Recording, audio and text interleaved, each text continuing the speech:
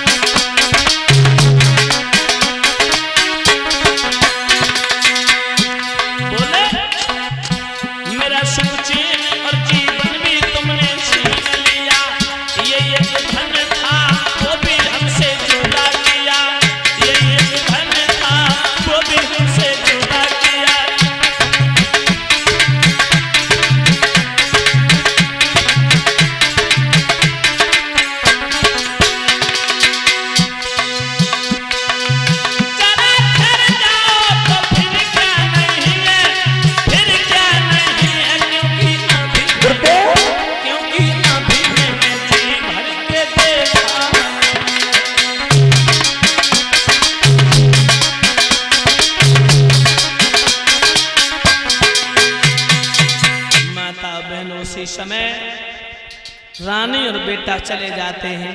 हरिश्चंद्र को सुबह से शाम का वक्त हो गया था, कोई खरीदने के लिए नहीं आया। हरिश्चंद्र कह रहे थे भैया मुझे भी कोई खरीद लो, हम बिकने के लिए तैयार हैं। माता बहनों भाई बंधु, उसी समय कालू नाम का एक मेहतर आया। कालू मेहतर कहने लगा भैया क्या है यहाँ, भीड़ क्यों है? बोले यहाँ पर 3 प्राणी बेचने के लिए आए थे, 2 तो खरीद लिए एक महात्मा ने, एक पुरुष खड़ा खड़ा रो रहा है, उसे कोई लेने के लिए तैयार नहीं हो रहा। उसी समय कालू मेहतर आया।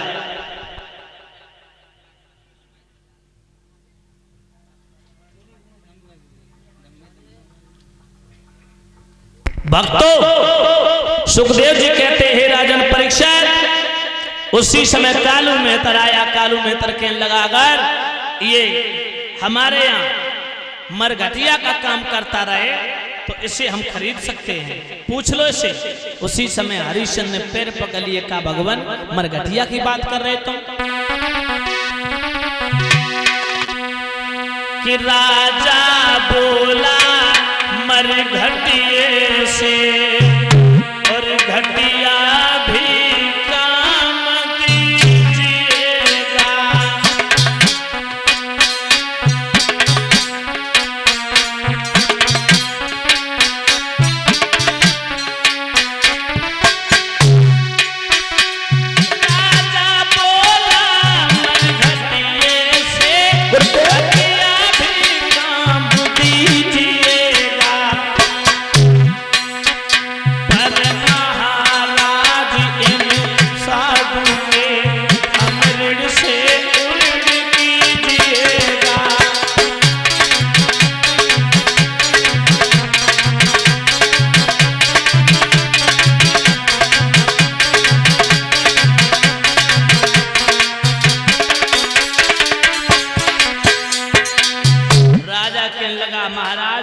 मरघटिए से भी घटिया काम दे दो, लेकिन इस महात्मा के ऋण से उऋण कर दो।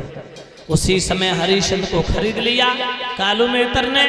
कालू मेहतर कहने लगा जाओ हरिश्चंद्र तुम्हें काम करना पड़ेगा। क्या? बोले ये काम करना पड़ेगा कि सुबह उठ करके काशी की गलियां साफ करोगे, उसके बाद में घड़ा उठाकर गंगा से पानी भर के लाओगे, उसके बाद तुम भोजन करोगे। माता बहनों देखिए प्यारे सज्जनों, सुखदेव जी कहते हैं राजन परीक्षित, आज उसी समय हरिश्चंद्र उस काम को स्वीकार करते हैं, अपने मालिक की आज्ञा का पालन करने लगे। सुबह उठ करके काशियों की गलियां साफ करते हैं, घड़ा उठा करके पानी भरने के लिए जाते हैं और जैसे ही भोजन ग्रहण करने के लिए बैठ जाते हैं। माता बहनों, यज्ञपति महाराज विश्वामित्र सोच रहे कि हरिश्चंद्र का धर्म तो खंडित करना ही करना है, सोई भिखारी बन के आ गए। कहने लगे भैया आज मुझे 5 रोज हो गए, मुझे भोजन नहीं मिला। हरिश्चंद्र सोचने लगे हमें तो 4 ही रोज भय, इन्हें 5 रोज हो गए। अपनी परसी हुई थाल विश्वामित्र को दे दिए। उसी समय फिर दूसरा दिन हुआ। हरिश्चंद्र पानी भर के लाए भोजन ग्रहण करने के लिए। जैसे थाल में माता बहनों भोजन परोसे और जैसे सत्तू घोर के तैयार करे, सोई विश्वामित्र कोड़ी बन के आए गए। भैया आज मुझे 6 रोज हो गए भोजन नहीं मिला। हरिश्चंद्र सोचने लगे हमें तो 5 ही रोज भय, इन्हें 6 रोज हो गए, अपनी परसी हुई थाल फिर दे दी। माता बहनों विश्वामित्र सोच रहे कि एक ना एक दिन तो राजा मना कर ही देगा, लेकिन हरिश्चंद्र ने 1-2 दिन नहीं बल्कि 26 रोज हो गए थे भोजन के दर्शन माता बहनों केवल किए मगर भोजन खाया नहीं। भोजन तैयार करते हैं, भोग लगाते भगवान को और जैसे खाने के लिए कौर उठाते हैं ना, उसी समय विश्वामित्र आ जाते हैं। कपटी कोड़ी छलिया माता बहनों आज विश्वामित्र जी कपटी बन जाते हैं, कभी भिखारी बन जाते हैं, कभी कोड़ी बन जाते हैं, कभी गरीब बन करके भिक्षुक बन करके बूढ़े से महात्मा बन करके आ जाते हैं। तो 1-2 दिन नहीं बल्कि 26 रोज हो गए थे। हरिश्चंद्र माता बहनों भोजन ग्रहण नहीं किया। और भगवत श्रोताओं हरिश्चंद्र को तो 26 दिन हो गए थे। हम आपको अगर परीक्षित महाराज 2 दिन भोजन न दिया जाए तो शरीर काम करेगा नहीं, लेकिन राजा को 26 दिन हो गए थे बहनाओ, भोजन नहीं प्राप्त हुआ। सूख करके काट के समान शरीर हो गया, सारे बदन का खून सूख करके हड्डी दिखाने लगी, इतने कमजोर हो गए हरिश्चंद्र। माता बहनों घाट पर पहुंचे हैं, पानी भरने के लिए उद्यत होते हैं। जैसे पानी भर लिया घड़े में, उठाने के लिए चले हैं, शरीर में इतनी ताकत नहीं, इतनी शक्ति नहीं जो घड़ा को उठा करके अपना सर पे रख लेते। बारी किस्मत याद रखना भक्त। माता उसी समय ताकत तो लगाते हैं राजा, मगर शरीर में इतनी शक्ति नहीं है जो घड़ा उठा करके अपने सर पर रख लेते। और तब तक रानी तारावती उसी घाट पर आ गई पानी भरने के लिए। हरिश्चंद्र बैठे बैठे इंतजार में थे कि कोई आ जाएगा मेरा घड़ा उठवा देगा। जैसे ही रानी आई, हरिश्चंद्र ने आंखों आंखों में इशारा किया, देवी बहुत देर से मैं बैठा हूँ कि कोई ना कोई आएगा, आप आ ही गई, थोड़ी मेरी मदद कर दो। रानी बोली घड़ा अपना हटाओ, घाट खाली करो, मैं भोजन बनाऊंगी इसलिए मुझे जल्दी वापस जाना है। तो हरिश्चंद्र बोले सुबह से बैठा हूँ, दोपहर का वक्त हो गया, मेरे शरीर में इतनी ताकत नहीं है जो घड़ा उठा करके मैं अपने सर पे रख लूं।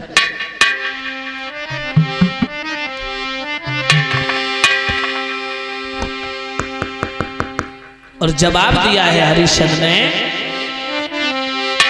कि रानी उठवाई दे गगरिया मेरी जल की भरी।